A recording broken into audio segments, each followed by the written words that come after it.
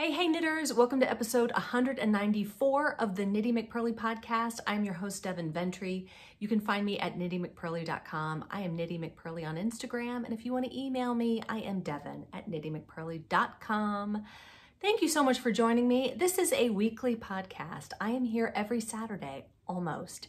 So I hope you will join me every week. If you are new, please subscribe. I am almost to 6,000 subscribers and I would love to get there. So if you could subscribe, that would be awesome. Welcome. It has been 2 weeks since my last podcast because I spent last weekend at the Arkansas Yarn Company's knitting retreat. It was so much fun.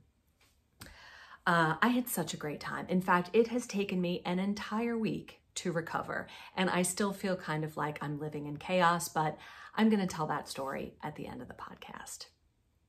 All right, moving right along to progress and shop news.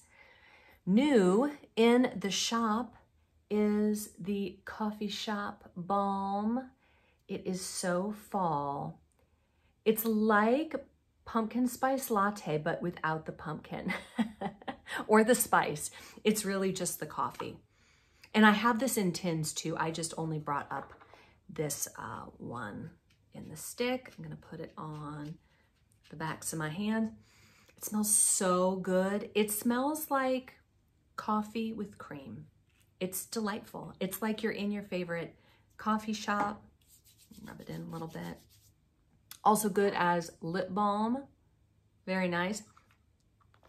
Smells super good. This is in the shop right now. I have it in the 1/2 ounce sticks and in the 2 ounce tins. Both are great. For the tins, I love to put it on my feet because my feet get all, and you want them to just be so soft and nice.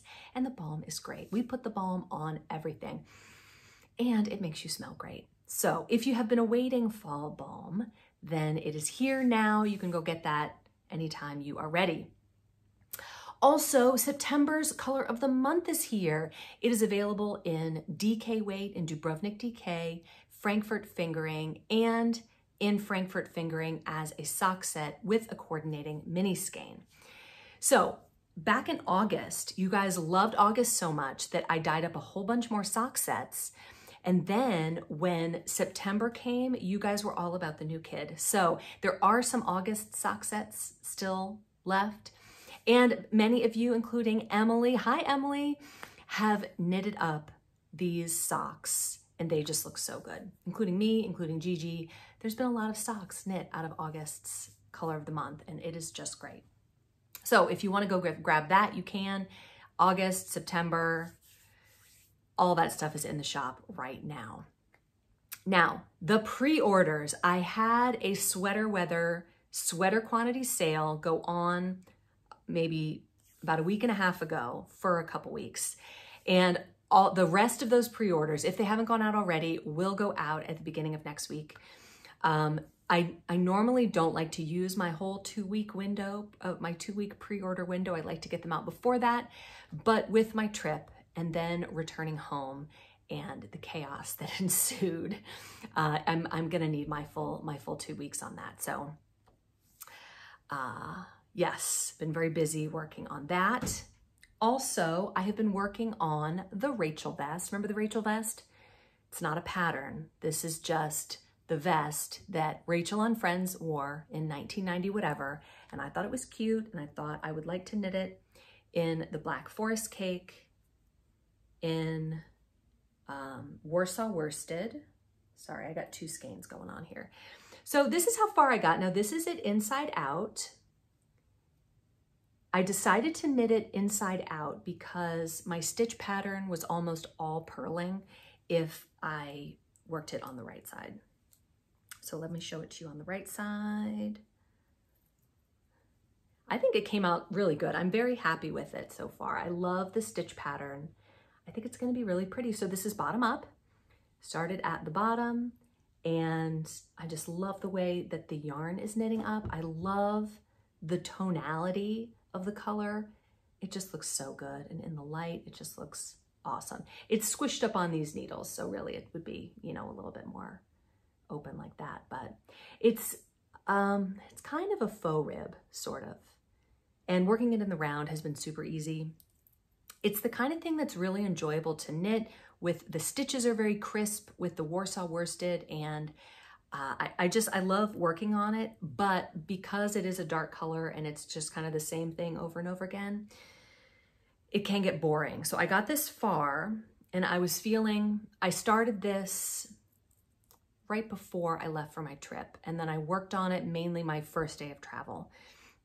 And I really enjoyed it. I really just loved working on it. But then I was kind of tired of it. So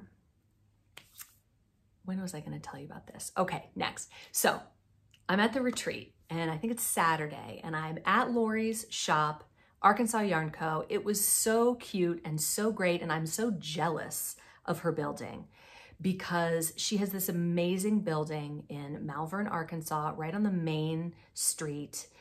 It's brick and it's beautiful. And, you know, that's something that it would be totally impossible for me to do here. I could not sell enough yarn to pay for a building like that in Virginia. The cost of living in Virginia is so much higher than in Arkansas. So it was really nice to go there. And, you know, it was just really nice to go there. Anyway, I was at her building and her shop is so beautiful. I got notes coming in under the door. And I found this yarn. It's by Illimani and it's called Amelie. It's 56% mulberry silk, 40% baby alpaca, and 4% merino. I put it in a Ziploc bag to bring it home so that nothing happened to it en route. But the reason that I liked it is because it reminded me of the drops that I talked about a couple weeks ago, where it's like the blow yarn where there's I think the silk is the mesh tube and then the alpaca and what was the other thing? Merino. So, you know, alpaca and wool are blown in there. And as a result, it is so light. And this is a worsted weight. And I saw this and I wanted it. I was like, this is the yarn that I want. And I want to make a sweater. And she had a couple colors and I wasn't real sure which color I wanted. Like, I want to make a sweater, but I don't know what I want to make. So in the course of me thinking about that, Lori says, let me show you what I have.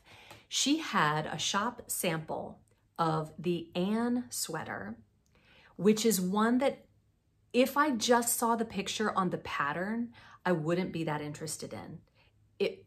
I don't know why. I guess I wasn't that inspired by the yarn choice. So, but when I saw the one that she had, she brought it over to me and she goes, put it on. And so I put it on and I loved it. I was like, this is it. This is the perfect thing. So I'm sitting in the shop, I get on my phone, I buy the pattern, I download it, I've got the pattern on my phone. She has needles for sale. I go buy the needles I need, not because I don't have them, but because I don't have them right now. I needed them right now so that I could cast on the Anne sweater. And that's exactly what I did. I kind of guessed at the yarn quantity, but I'm also flexible on length. The one that Lori had in her shop was like full length. And the one in the picture is cropped. So I kind of feel like I will decide how long I'm going to make it if I have enough yarn, then I'll make it longer. So I cast on for that right then and there. I got the white. It's hard to see the white. It gets kind of blown out. But, oh, I also got these cute things from her shop. Aren't those cute? I just thought they were so pretty. They're kind of nice because they keep your needles, your stitches from sliding off your needles. But most of all, they're just fun and pretty. So I cast on for I can't remember what size. It's kind of like the Dresden DK where there's a lot of fluff in the air when you're working with it. I cast on, I was between two sizes and I chose the smaller one because this pattern, the Anne sweater, I hope that's what it's called. If it's not, I'll put up something here that tells you what it's actually called. But it has all these modifications to include vertical bust darts, horizontal bust darts, waist shaping, and hip shaping. It has all of those modifications in there. So I thought I'm gonna go ahead and choose the smaller of the two sizes. So it is, and it's not blocked or anything. It's not supposed to have very much ease. So what you do is you knit this neckline with the increases, and I did whatever increases I wanted. This is what I do. Like if the pattern presents me with something that I don't really want to do, I do whatever I want. So that's what I did. And I think it came out great. My increases look awesome, in my humble opinion. So then you bind off on the sleeve tops and you knit the front flat and the back flat. And I just was feeling like this was not going to be a big enough armhole, but as I look at it, it looks just fine. And then what you do, I think, is you pick, and I'm not sure, I haven't even read the sleeves yet, but you work short rows in the top and somehow you form the poof. I don't know. But this pattern even has an option for knitting shoulder pads to put in there, I guess to add more poof to the poof. But I am not even through one whole skein yet. Is that true? 1, 2, 3. No, I'm wrong. This is 2 skeins. So I'm 2 skeins in and I still have this much more. Yeah, because that's where I joined the new one in there somewhere. So I think I'm gonna have plenty of yarn because it's already like, you know, this far under the arm. And I have 3 more skeins that I haven't even started yet. But isn't it great? Oh my gosh. I had the most fun making this. So those are the 2 things that I'm working on. I've got the Rachel vest and the Anne sweater, and they're very different. And going back and forth between them has been really, really fun.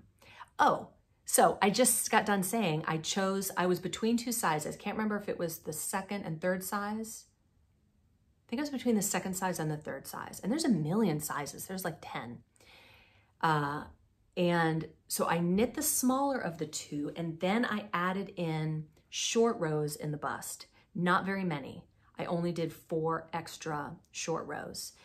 So I'm gonna have to put a tag in the back because you're never gonna know where those short rows are. I'm gonna have to have something back there so I can tell the front from the back. But anyway, I highly recommend this pattern. It has been delightful working on it, and I feel like it is super, super customizable. All right, this week's topic of the week is this cool retreat that I went on and how much fun it was. As I'm talking, I'm gonna be putting up pictures from the retreat. We had such a good time. This retreat is in the same style as my retreat. There are no fancy people. There are no big names. It's just regular knitters getting together, being regular, and people who want to teach a class can teach a class and share whatever they have expertise in. I had such a good time. It was 2 airplanes and a rental car for me to get to this beautiful resort on the DeGray Lake in Arkansas. But I really didn't mind. I don't mind traveling. I don't see it as lost time. Like my husband wants travel to take the smallest amount of time. And no matter how much running and craziness he has to do to make his connection or whatever, he's fine with that. I would rather spread it out over the day and enjoy the day and people watch and see different places and things. Even like, gosh, the Denver airport, that's an experience. The people watching at the Denver airport is hardcore. And there's great food. Like they're health conscious in Denver, I guess. I found the healthiest food there. It was so awesome. But I taught my class. I taught a class on customizing patterns to suit. And one of the things that I shared with the knitters is a worksheet for converting a pattern to your gauge/yarn choice. We've talked about this on the podcast before. Let's say you want to make a fingering weight sweater, but you want to make it in DK or vice versa. And how can you do that? The easiest way to do it is to knit a different size of the pattern. So I actually have put this worksheet on the website for free. If you want to go download it, you can do that. There's also, so one side is dedicated to that, and that's fairly simple math. On the other side, or on the second page, I guess, depending on how you print it out, are directions for figuring out how much yarn you'll need. This is much more complicated in-depth math, And it's also kind of unnecessary. So I have it there in case you want to know, because yarn is money and you don't want to be buying a whole bunch of yarn that you're not going to need, but you can also kind of guess. Like for the Ann sweater, I just sort of guessed, but I was flexible on sweater length. I'm like, well, if it ends up being a little bit shorter, then it's a little bit shorter. It's no big deal. I will wear something different with it than I would if it were a full length sweater. But if you do want to figure out how much yarn you need for your change in yarn, because if the pattern called for one yarn, you're changing it out for another, you're going to need a different amount of yarn. So if you want to figure that out, the instructions for that are also there. In my class, I had planned on teaching all the math, and I got through the math on changing yarn weight, and I start to see people's eyes glaze over, and I start to see some yawns, and I was like, is this too much math? Because we don't have to go over this, you know, like it's all in the class materials. You could look at it later if you wanted. They're like, oh yeah, no, we'll look at it later. So then I talked about adding short rows, and there were several topics that we talked about in changing patterns to suit, but the main ones were if I want to use a different yarn / a different gauge, or if I wanted to add short rows for shaping. That was the main topic of the class. And I think people really enjoyed it. And it was definitely the right call not to go into the nitty gritty of how to figure out how much yarn you're going to need. Maybe people don't even want that in the worksheet. You could just not even print that page out. I don't know. Let me know. Do you want to know how to do that? Does it matter how much math it takes? I don't know. Because what you're essentially doing is knitting a swatch, figuring out how much yarn is in the swatch. Then you take the area of the sweater. Don't glaze over. Like, I feel like I want to like hand people Skittles, like eat a Skittle so you can listen. Then you have to figure out the area of your sweater, and you got to figure out how many swatches it would take to make the sweater. And that's how you figure out how much yarn you need. That's the short answer. Is it too much? Maybe it's too much. Okay, so Arkansas for me is an hour behind my time. I live on the east side of the US, so I'm in Eastern time. Arkansas is on whatever that time zone is that's an hour before. Central, maybe, I don't know. So not only am I an early to bed person, but I was also an hour ahead. So it was hard for me to stay up. A lot of night owls. I am more of I go to bed at 8:30 and I get up at 5 kind of person. So I did miss some of the evening fun just because I was too tired. I also did a lot of hikes. There was plenty of free time and a lot of good hiking trails right there on the lake. So I did some hikes. It's very rocky in Arkansas, and they have armadillos. I didn't know that. I also had a ton of knitting travel time. But the most consequential moment in my trip was when I was at Lori's yarn store, and she said, do you want a tour of my dyeing space? And I said, sure. And one thing I love about Lori is that Lori is the person behind Arkansas Yarn Company. And I don't know if you remember it, but one of her friends and employees, Lindsay, sent me a story about Lori a couple of months ago. And somehow we got to be internet friends, and now we're real life friends. Anyway, this is Lori's store, Arkansas Yarn Co. So I said, sure, I would love to have a tour of your dye space. And so she's giving me the tour, she's showing me everything. And I also dye yarn, so I recognized everything.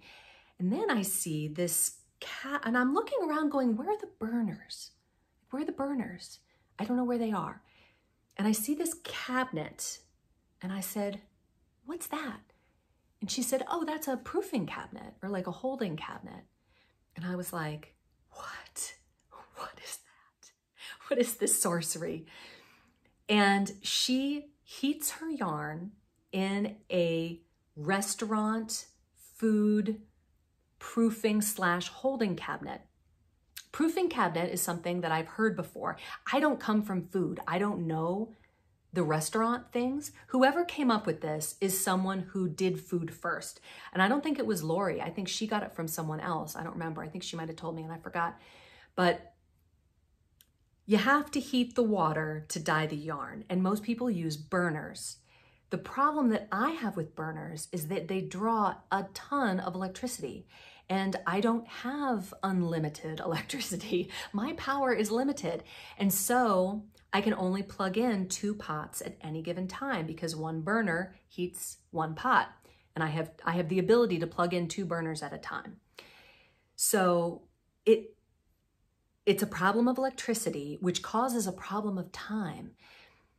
If I had had a big cabinet that the entire thing could heat 120 skeins of yarn at one time, I would have had your pre-orders shipped a week ago. So my mind exploded at that moment that she dyes yarn in this big hot box. And I was like, okay, well, this is what we're doing. We have to do this. I'm gonna get rid of my old setup, and we're doing something new. And one thing I love about Lori is that she does not gatekeep anything. If she's got a good piece of advice, she shares it. She said, rising tides lift all boats, which I love. I love that. I would love to have that same attitude. I think I do. I think I mostly do. If people ask me, I usually tell them. I'm trying to think of anything I wouldn't share. I don't know. I tend to be an oversharer.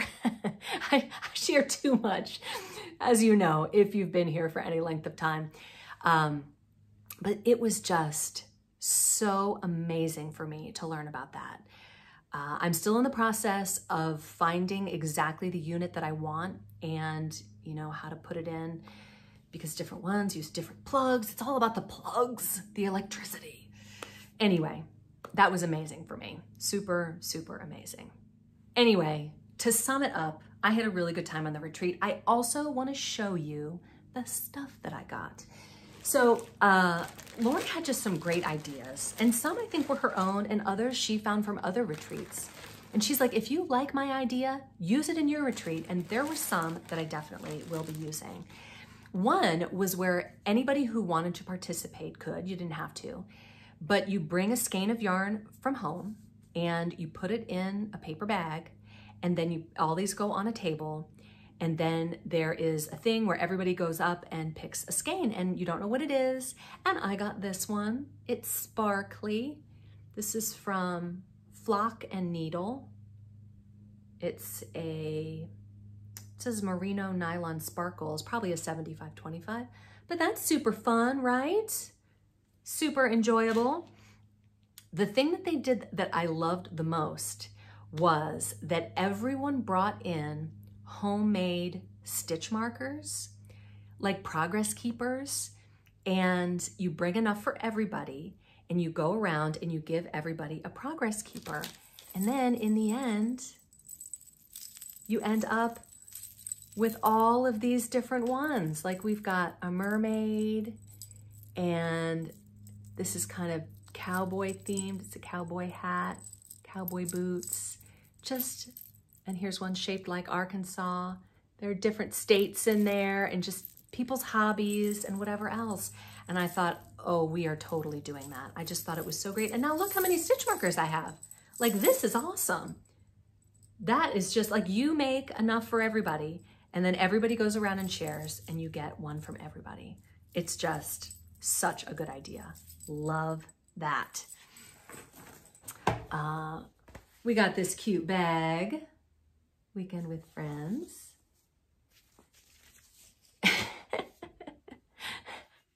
This, isn't it cool? So I don't have a mug of this shape.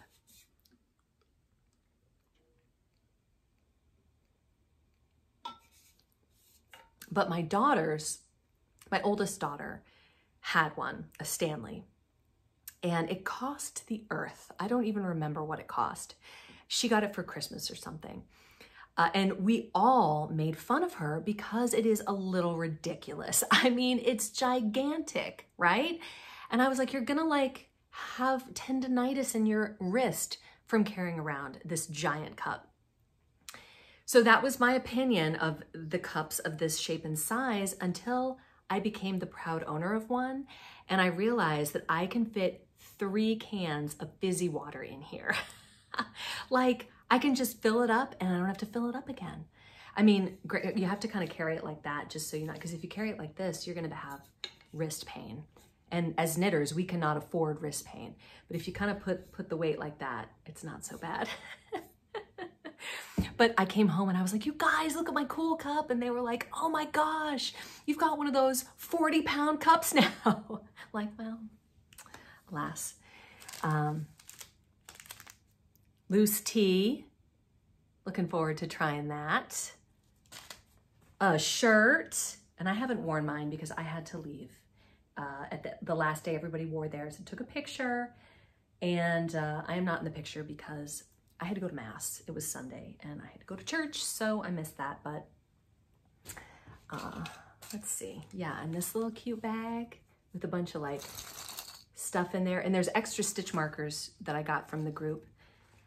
Look at this. This one lady did mini brands and she made them all. Let's see if I can get it open. She made them into stitch markers. See, they're dum-dums.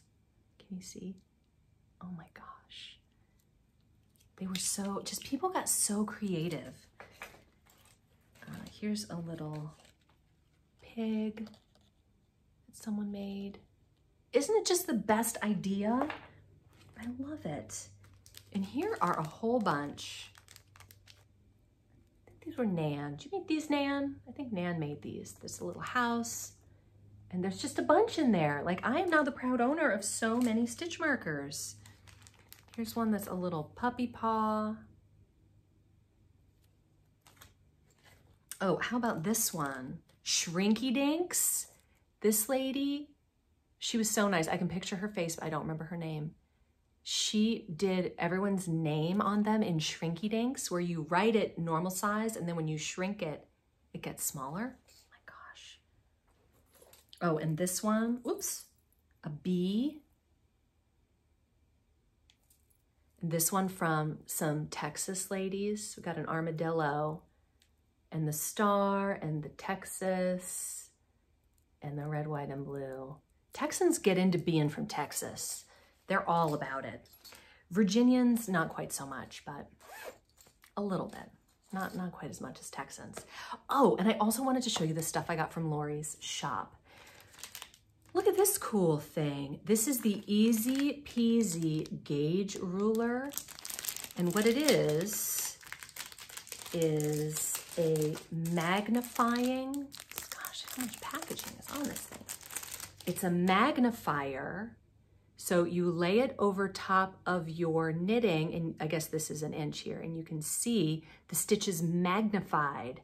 Isn't that cool? I had never seen one like that before. It's called the Easy Peasy Gauge Ruler. And I'm not sure where you could find this if you wanted one, probably online. I think though that Lori sells them on her website maybe. I will link her website below and her Instagram so you can follow her if you want to, if you don't already. So I got that, which I thought was really neat. I also picked up this cool thing, the ChiaoGoo Twist Lace Interchangeables. This comes with, they're size 1, but it comes with them in a 2-inch and a 3-inch. And then it has 2 cords. So I felt like, I mean, this is a lot. I'm afraid to open it because it's got so many small pieces. I'm afraid I'm gonna lose them. But I feel like I could just assemble these needles and then they'd be assembled because there's 2 sets of tips and 2 cords. So why don't I just assemble them and then be done with it? Because I thought these would be fun for socks. So what's the finished? Okay, so this is a 9-inch circular. One makes a 9-inch and one makes a 10-inch circular. But you can never have too many sock needles because you have to have a lot of socks going at any given time so that they can sit there and you know that they're there and they're there anytime you want to think about them or possibly pick them up and take them to a movie. I don't know. I also got a flight because apparently I needed more stitch markers. I bought these before the stitch marker exchange. So I am flush with stitch markers right now. This is the Coco Knits Flight of Stitch Markers. and it comes with all these ones, and these are the shapes. I love the Coco Knits ones. They're all different colors and they're like a coated metal. They're super, super nice. So I was very happy to have those. Is there anything else I wanted to show you? I don't think so. It was a great time. It was super fun. I got a lot of ideas for my retreat. It's gonna be great. All right, I have one thing to show you for In the Wild. Rachel, who is the most prolific Williamsburg cowl knitter in the world. What are you up to now, Rachel? Like 24, maybe, Williamsburg cowls? This is a great project because it's a single skein and it's very giftable. It isn't fingering weight and there's bobbles. So, you know, it's not the quickest project, but it is very satisfying. And she did one in the barrel colorway and it just turned out so good. I love it. Thank you so much for sharing that with us, Rachel. All right, moving on to the comments section.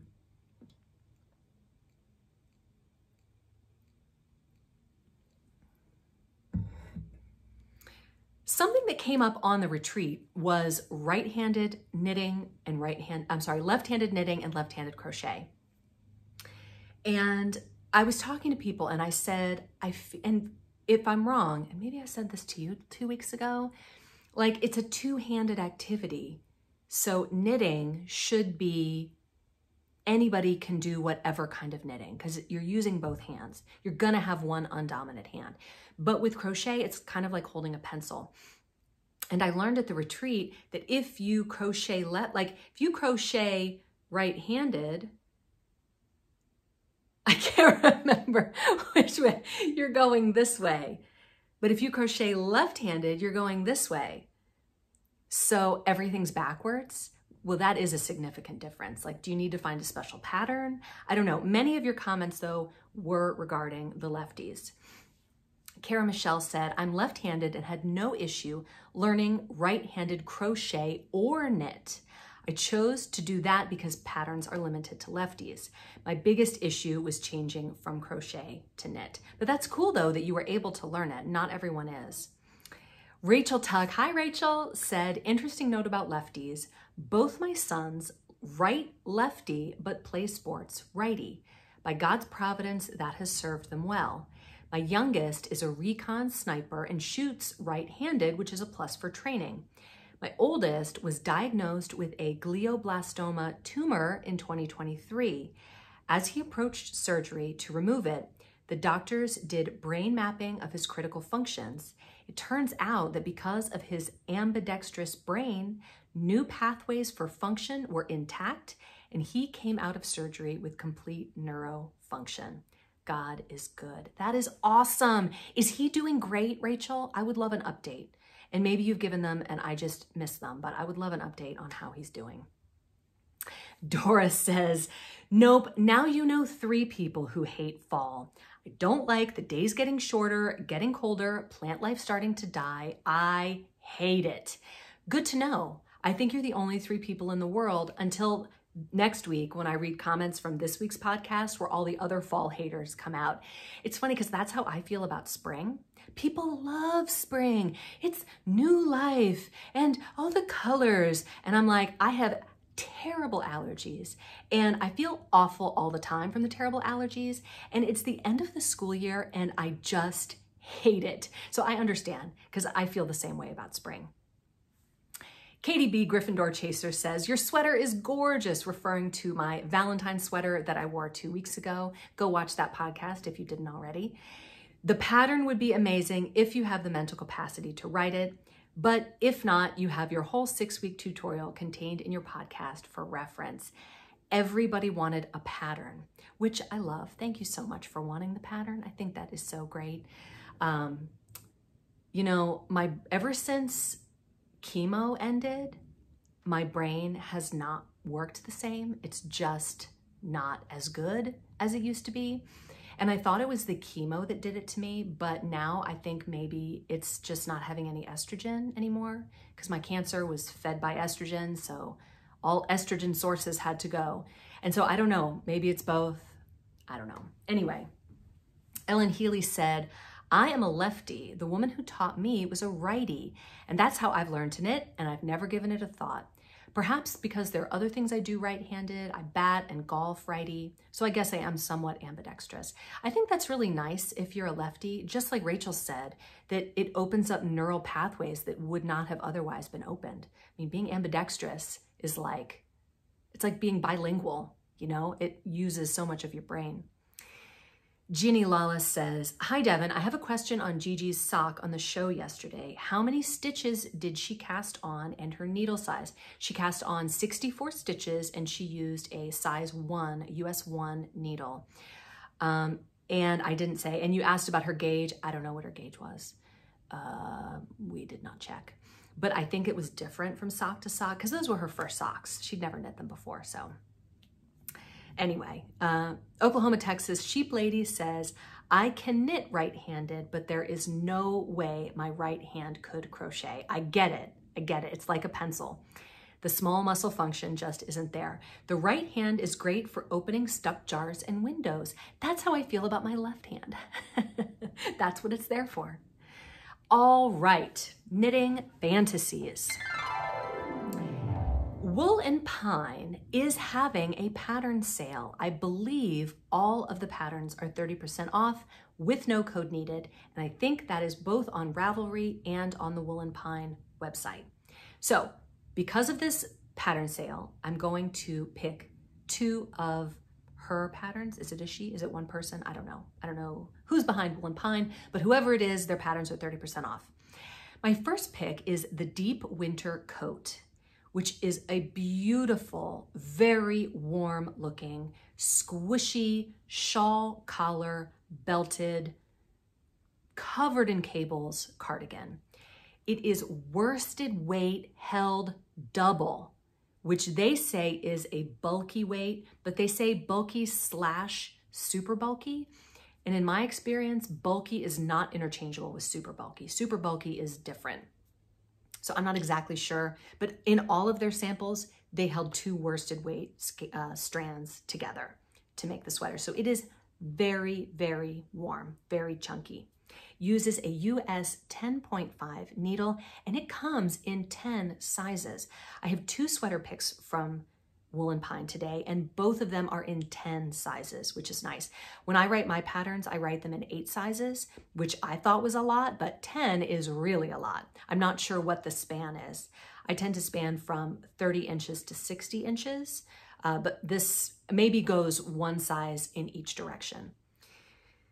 I just thought this was beautiful. It looks kind of old school. It reminds me of stuff people were knitting, 10, 12 years ago. I just love it. It's beautiful, it's timeless, it's a great, great sweater. My second pick from Wool and Pine is called the Voyage Cardigan. This is in fingering weight, and depending on your size, it uses 2 or 3 skeins of the main color, and then the rest is just your fingering weight scraps. The whole body of the sweater, the color work part, is knit in scraps. So you need about 2 or 3 skeins of the main color and about 200 or 300 grams of the scraps to knit the rest, depending on your size. And it could be less, you know what I mean. It uses US 4 and 5 needles, which I think that's what I would use for a DK weight. But again, I'm a loose knitter, so I probably would go down a needle size or 2. And again, it comes in 10 sizes. So, and if you like this idea, this voyage style, there's also, I think, a hat and another accessory that I don't remember what it was, mittens maybe.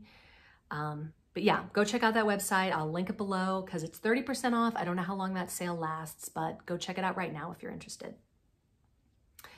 Okay, so here's what happened. Today, I will be sharing my own story. For 2 reasons, because I have a story and I don't have anyone else's story. So this is everybody's favorite part of the podcast where I share a knitting story with you. And these stories come from podcast watchers. If you have never shared a knitting story, or if you have, please send me your knitting story to share on the podcast. I am out. I don't have one for next week. I'm just going to end the podcast after the knitting fantasies, and that would be depressing. So send me your knitting story, devin@knittingmcpearly.com. You can type it out and I'll read it for you. You can send me a video or an audio recording. I would love to share your story on the podcast. So my travel to Arkansas was totally uneventful. All airplanes on time, easily found the rental car. Everything was easy, just went very, very smoothly. Got lots of knitting done, spoke to no one. I'm wondering, in my humble opinion, the proper way, the proper etiquette for sitting next to someone you don't know on an airplane is when they get on the airplane, you kind of look at them and smile, and then you stop talking. Like, I don't want to bother someone or spend their whole trip expecting them to listen to me. I think though that we should smile, acknowledge that we don't know each other, and hello, and then we go on our merry way. People don't do this anymore. They like completely ignore you. Like they act like that could just be an empty seat, which I'm like, that's so weird. I don't get that at all. Anyway, that was my experience, which was fine. It's better than having somebody who wants to talk your ear off about something you're not interested in. So I guess it's not the worst possible thing. So I do the retreat, it's wonderful, I'm heading home, and first stop, first I had to return my rental car, and then I'm waiting for my airplane in the Little Rock Airport. Now, the Little Rock Airport, it's the Bill and Hillary Clinton Airport. It is tiny. It's one concourse with like 12 gates. I mean, it feels like a regional airport. Like it's just really, really small, which is why it took me 2 airplanes to get there. You couldn't fly direct because it's such a small airport. So I'm sitting there and I'm knitting on my Ann sweater. And people are friendly and they talk, like the other travelers we were talking. I met this family who was there, and we just had a lovely conversation. They all commented on my knitting. And then there was this older guy there who worked at the United desk. And he was so nice, just a regular person. And he came up and he was like, my mom used to knit. And he said, hi, I can knit and I can crochet and I can embroider. And I was like, wow, that's a lot of stuff. I said, do you do any of it anymore? And he was like, no, I don't really have time. And, so just, general chatter, but friendly. And so this lady comes in screaming. And the heartbreaking part of this was that she had a child with her, like a 7 or 8 year old child who was watching her. That was heartbreaking to see that. Otherwise, it just would have been funny. She just was screaming and yelling, and no one would help her because she just missed her flight. Like she just got there too late. And rather than say, gosh, I got here too late, I need to book another flight, I need to, get on another one, could you help me? She decided to scream at everyone. So she was just yelling at everyone. And she came over to yell at this really nice older guy that I was talking to. And he was very calm. He just looked at her and she's screaming and yelling. And he goes, what airline are you flying? And she goes, Southwest. He goes, oh, they're over there. Like, move it along, lady. There's nothing I can do to help you. But anyway, he said that they'll blacklist people where like you can't, if you act like that in an airport, you can't fly, which I fully support. They did end up helping her get on another flight, but apparently the person who helped her, this guy, he's got the in with all that's going on. He's like, they said the only reason that I'm helping you is because you have that child with you. And they were looking out for the child essentially, which the mom wasn't doing. But anyway. So it was delightful. And then I get on the airplane and my seatmates were very friendly, but didn't want to talk the whole time, but commented often on my knitting and, just thought it was so interesting. Like, it's like an invitation for kind, friendly people. Like, oh, you're knitting. I can talk about that. That's something I can talk about even if I don't know much about it. So then I get home and my flight lands at 11 p.m. Now at the Dulles Airport, they've recently switched a part of the blue lot that used to be the green lot is now the green lot, and then the blue, one was the blue and one was the green, switched partly, but not all the way. And I knew that going in, but I thought, when I parked my car, I took a picture of the place where I left it. So I'm in my phone and I'm looking for the picture. No picture. So I was like, oh. And in my mind, I'm going, is it the blue lot or the green lot? I don't know. It's a spot where my husband and I always park. Anytime we park at the airport, we park in the same spot. And I can't remember if it's the blue. I still don't know if it's the blue lot or the green lot. And so I'm like, okay, I'm going to take the green shuttle and I'm just going to hope for the best. And I prayed to St. Anthony. And I was like, St. Anthony, hook me up, help me out. So by now it's like 12:15. By the time we get out of the plane and finally take the bus and get all the way to the parking lot, it's like 12:15. And I'm walking up and down trying to find my car. And I do that for a while because I am trusting in St. Anthony the whole time. And then it's been a while. Maybe, I can't remember what time it was. It couldn't have taken an hour and 15 minutes to get there. Maybe it's 11:45. I don't know. So then one of these shuttle drivers drives by and he sees me and he goes, go to one of those places where you can wait for the shuttle. And in there is a number you can call to help you find your car. So I said, okay. So I go and I call. And by this time I'm like, I can't find my car. And the lady on the other end of the phone did not care. She could not have cared any less. And she was like, she's like, okay, somebody will be there within, 10, 15 minutes. I was like, okay. I'm like, okay, 10 or 15 minutes. 3 minutes tops goes by. And this lovely dude comes up and he drives me all around. And he's like, where did you come in? And then where did you go? So we ultimately found my car. And at this point, I was apologizing to St. Anthony because I had been accusing him of letting me down at some point in there. But by the time I got back to my car, I was like, thank you. Thank you. So I've had this adrenaline dump in the middle of the night, get home about 1 o'clock and I can't sleep. I'm laying there like this. I finally fall asleep at 1:30. The next morning, I get up at 5. I've got work to do. I've got kids to make breakfast and lunch for. I've got to get them out to school, homeschool, laundry, dishes. And my husband thought that he had done a really good job keeping the house clean. And you know how men do that, how they think that they've done it, but you see the chaos that is underneath that thin film of gloss that they put on everything. So it was chaos. So it really has taken me all week to recover.